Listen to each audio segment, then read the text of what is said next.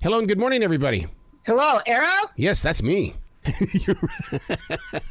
I love your attitude. I'm so used to talking to all these different producers right off the bat, and it's like, here you are. It's a Monday. What you doing, dude? So, love your attitude.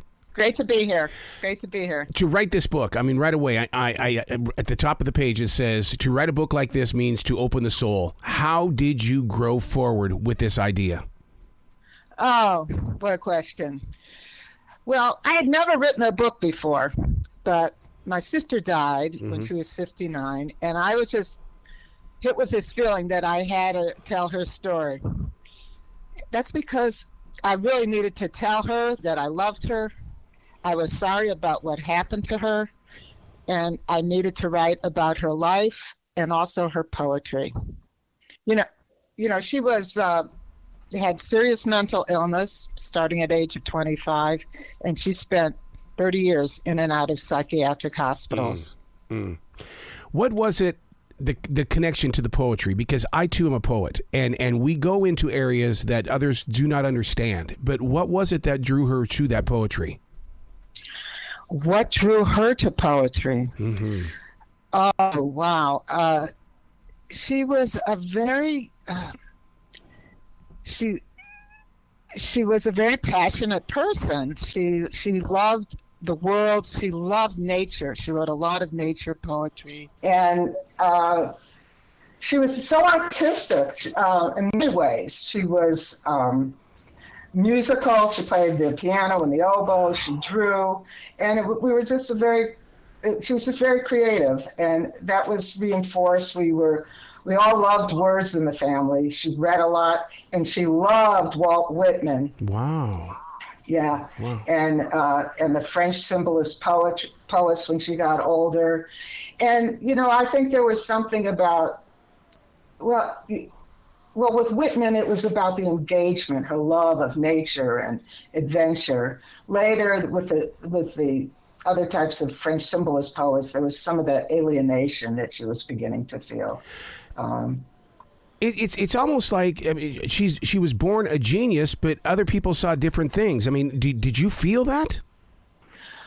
Yes, especially when she was first hospital, because she was young and adventurous. She had been to Israel and back, and she just had a different view of the world. She didn't want to be confined to a job or school in the conventional sense. So yeah, I thought she was a free spirit, and my parents were trying to keep her down. Yeah. And the truth is, there are a lot of ways to be in the world, and some people have a different path to take. Yeah. And it's hard for them to fit in. The book we're talking about is Rollback the World. Maybe 5% of us know what schizophrenia is. You lived it. I mean, you know what the journey is like and what you had to deal with and expect. Yeah, well, it took a long while, and it was hard for me to accept that what was happening to her. And there's not one thing that schizophrenia is. It's a diagnosis we use today, but it's a checklist of things, of behaviors, and it's it's emotional distress, it's disorientation, it's lack of self-care. Sometimes it's hearing voices that you don't realize are coming from yourself, but you think they're coming from somewhere else. So she had a lot of the passive symptoms. You didn't see her hallucinating or talking to voices so much, but a lack of inability to experience joy is what they call a negative symptom. A flat affect or expressions is another, and this lack of care, lack of self-care was the really big one that made my parents hospitalize her.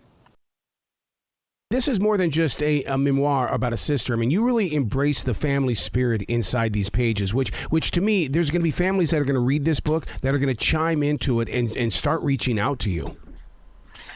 I hope so, because it is a family story. You know, there's her story, my story, our family story. And a lot of what I didn't understand what had happened to her, why it got so bad, and why was it her, not me. So I did a lot of investigating because this was a mystery to me. And I went through just tons of material, family documents, letters, FBI files, hospital records, and to really place her at a particular time of history in our family. During World War II, she was a war baby. What the impact of that was on her, my father being away fighting overseas, her not seeing him for her first couple of years. And that had a lot of impact on the family structure. And then when she was hospitalized, she had 3 siblings, myself and 2 others, and we were all off, starting our own lives. Well, me and my brother, my younger sister was still home. And so there was that conflict of how do we manage our lives and think about what's happening to Rachel and do something. So that was extremely hard, and that took a toll on all of us. I mean, I just had to push these feelings of sorrow and guilt and grief away and get on with my life. And each of my siblings had their own path. Yeah. But pushing them away, I discovered, it allowed me to get on, but yet there was a cost to that. I talked about the cost of staying silent, and there's a cost of not dealing with these issues too. Then I began to experience my own problems with depression, even though I had, the life I wanted. I had a family and a career.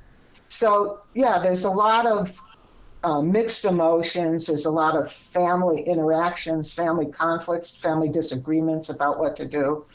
And I think that's something people can relate to. I hope so. Yeah, because this is a part of Americana that people don't realize. We've always been told, they came back from Germany, the men and women, and we all lived happily ever after. Look at the beautiful 50s and the 60s. And it's like, wait a second, there were troubles, and you're being very transparent with us on this. And you got to remember, I dealt with it as well.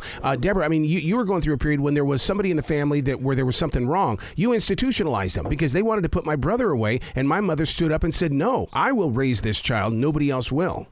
Wow. Yeah. Yeah. There was the feeling then that you just, everyone should be happy. And, even with people with developmentally challenged, put them away, let the other children, focus on the other children. And that was very, very common. My mother, though, because of her own history, her own needs, she was abandoned as a child. Didn't have the ability to do that, what your mother did. And Rachel was much older by then. She was 23 when she was institutionalized. So, and my mother felt that she couldn't handle her. She could rush off and, take a bus to Wichita or Chicago, wherever. They were in St. Louis then. She couldn't handle her, and there was this belief then that these new medications would help. But as I mentioned, I think they harmed her more than they helped her. She just lost a lot of her personality for a long time, and just didn't have. And the medication sedated her. Basically, right. It was a chemical straitjacket. But if people believed in that, educated people believed that would help. Sometimes people still do. Right. The book we're talking about is Rollback the World. And the one thing is, as a writer, the one thing I've always learned is that you let things go and it clears the heart for other things to come into your life. What have you personally experienced knowing that you have now relinquished this book into our hearts? Oh, it's just its publication date is actually tomorrow, so it's just going out into the world, and I feel like I'm just taking baby steps to open it up and to open my heart up and to tell my story. Right, so it's scary, but it is cathartic because I do feel that this story I didn't tell for so long, I can now tell. Yeah. I'm opening it up. So wow. It's quite exciting, but scary, I must say. I totally get that. Yeah. Where can people go to find out more information about you? You mentioned that this is your first book, but man, they need to know more about you because now they've heard your voice on this show. Let's learn more about you and give you some love. Oh, thank you. Well, I do have a website, DeborahKasdan.com, Deborah Kasdan.com, and there are links on it to both stores where you can buy it online or you can go into a store. So to learn about me, check out my website. There's some family pictures. Oh. There's a little statement by me about why I wrote the book, bio. So I'd love to hear from people. Absolutely. Well, you've got to come back to this show anytime in the future, Deborah. The door is always going to be open for you. Thank you, Arrow. Well, you be brilliant today, okay? Okay, you too. Bye-bye.